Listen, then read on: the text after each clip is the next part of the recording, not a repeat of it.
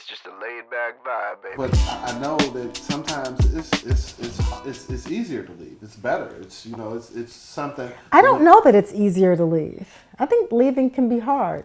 And usually when people end a marriage, it's not a decision that has happened instantaneously. Sometimes it does, but I don't think it's easier to leave.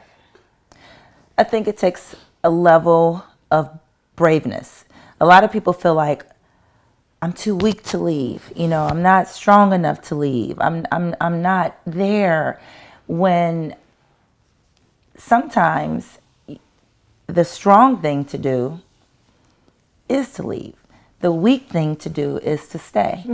But I only feel that way when it's something that is piercing, when it is something very acute that puts you in harm's way. If it's something, that you can work around, let's try and work it out. You know what I mean? Go to counseling. Let's do the work.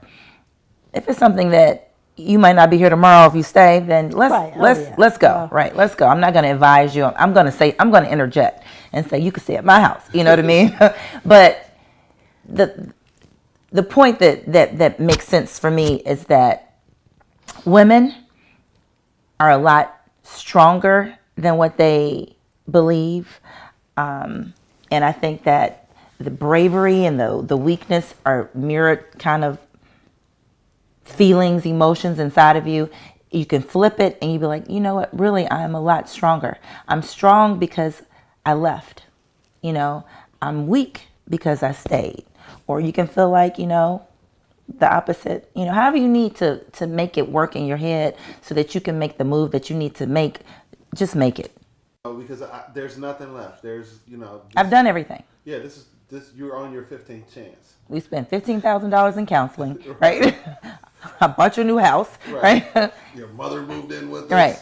So, I mean, that's when I say that it's easier for a person to leave. I agree. My assumption is that the person has done everything that they can do. I agree with that. I just feel like women, not necessarily men, women hold a lot more power than what they think. Absolutely. And you said something once before, I can't remember exactly when, but you had said something that a man feels like, if a woman steps out or if a woman, leaves, she's not the person that I thought she was, because he didn't anticipate this move. He didn't anticipate that she even had the wherewithal, where she pulled that shit out from, to be able to leave, to be able to go, to be able to say, I'm out. The woman holds so much power. If you just communicated like before, like, you got one more time to do that and I'm out, a man might change. He might be like, damn, I really wasn't expecting that. But we don't communicate sometimes what we're feeling. We're just hoping that you do the right thing. Some men, I could see some men taking that as a threat, like, oh, it might not, me, it's like a promise, though. Yeah, well, yeah. Some if you mean but it. I can see how some men would take that as, like a threat. But I love when women find their voices. Yeah, I love that too. But it's a red button too. You can't, because I left the toilet seat up. You can't always be threatening to leave, because True. Until you do it, I don't believe you still here. Right. So, I mean, if you're going to do it, you have to commit to it and actually do it. Yeah. And I mean, there's a part of leaving that sometimes, you find out that the grass truly is not greener on the other side. The water bill was higher, but the grass was not greener. Yeah, I think when people, and I'm speaking of like in a marriage, I think, well, actually, and even a long-term relationship, when you keep giving people deference, they lose respect for you. So you can threat, but if you threaten all you want to, but if you don't make good on those threats, I'm using the term threats. If you keep saying I'm going to, and then you don't, it's kind of like, you're selling wolf tickets. You are. But hence the reason why you don't. I would tell my friend, if you aren't ready to go, don't bring it up. Keep that information in your back pocket. Use it when you have the strength to leave. Because if you start you did this and you did that. I found the proof and did it. And you still sit here tomorrow and I wake up to you every day for the next 2 years. You're crying wolf, and you are actually lessening the value of what your feelings mean to this person. It doesn't mean anything. The first time it's like, oh, she found out, shit. But guess what? When he starts to do it again and you still stay and you just keep complaining about something, but you don't leave, he stops caring. It's gone from him not coming home to 3:00 in the morning to him being gone for a week. Yeah. Because you won't go. So keep it to yourself until you're ready to leave. And then you go. And then he'll be sitting back like, she ain't the person I thought she was. Like your friend. Right. You're right. The person I fell in love with had never left. Oh, okay. Yeah. Yeah. It's funny because, you know, I've seen it all different ways where people stayed, where people left. And that whole thing about threatening to leave, you know, that's a funny one because once in a dating situation, I had a person who was going through my stuff. And she's like, you know, I'm looking for this, I'm looking for that. And finally, I was like, you know what? If you're not going to leave, you should stop talking to me about it. Because all you're going to do is be mad. And you're mad now. So if you're looking for something, if you want to know, ask me. And you can either believe what I say or not believe what I say. But if you don't... Was she going through your phone or something? My phone.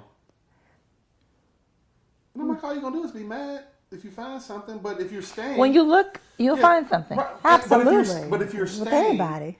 If you're not going to leave, why are you even looking? Yeah, because they're glutton for punishment at this point. They Yeah, are addicted to but misery. that's true. If you don't plan on leaving, then why are you looking? Yeah. Right, you just going to be mad? What, you want some flowers? You know? I mean, like, if you're looking because you just need to, I just need to know for sure because I want to go. I want to confirm that you are the person that I kind of think you are. Do what you're going to do, but act on it. Agreed. Don't keep talking about it. Did you want her to leave? Did you want her to find something? Not at that moment.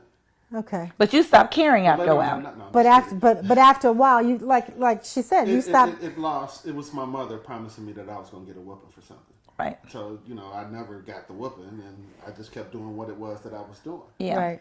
And it wasn't until, you know, my dad would intercede that I was like, oh, this has consequences. Right. But if you promise me something and you threaten me with it, because it's not a promise at that point, if you're threatening me with it and you're not going to do it, Right. at some point I'm going to figure out she ain't going, she's just going to be mad. Exactly. Yeah. Let me buy her a gift. I have a friend who's married, and this is their life. This is what they do. You know, she looks, he continues to live his life. She gets mad. He says, get over it. And then a month later, it's the same exact thing. And I'm like, why are you looking? He ain't even taking her to Cancun. He's... No diamonds. You know, this is the dynamic of their relationship, though. It is, at this point, I feel like they're codependent on this activity, this pattern. It's funny that you say that because, I mean, we you know, assume that everybody thrives in harmony. And there are some people that actually thrive They need chaos. in controversy. Yeah. And, you know, everything can be going perfect. They're conditioned to think that It's I have to boring have for them, drama. though, right? I have to have drama for this to work out. And it's tough for us to watch that because we make the blanket assumption that everybody needs to be happy. For some people, that is their form of happiness. And I just thought that. Happiness looks different. Could that be on a love everybody. language? Drama? Yeah. Oh my gosh, that's scary. Yeah. But- and some people date people who are toxic, or they know that this person isn't a good match. Like, you know, they just, all they have is a physical. But they're dating because subconsciously the drama, this is what they thrive off of. Yeah.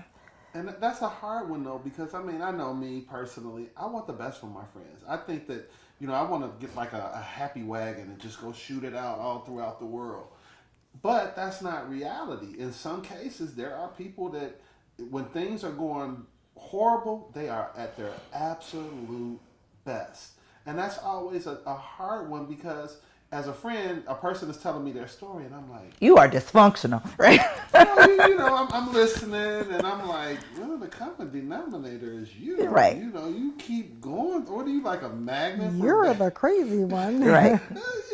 I try not to use that term, but Dysfunctional is better. Yeah, dysfunctional, but it's hard sometimes because I truly want the best for everybody that I know and encounter. Well, yeah. Everybody that I meet, I attach angel wings to, and in reality, sometimes I'm a little hasty with that attachment of angel wings. Yeah. Well, people stay in things for like we different said, reasons. a myriad of reasons, and you have to evolve to a certain level. On your own. Yes. Because It doesn't people matter how many can't- times someone tells you. yeah, we can't evolve for each other. Right. We can't heal for each other. But when the light switch comes on and the epiphany happens, it all makes sense. And there's It does. Hindsight is 20/20. I should have And left. it's easier to Yeah. when you're removed from a situation to look back truly and see, like when you're out of the forest and you can really see the trees. You're like, look at that over there. When she said, that bird's eye view. yeah, Mm-hmm. Laid back vibe, baby. it's interesting. Yeah.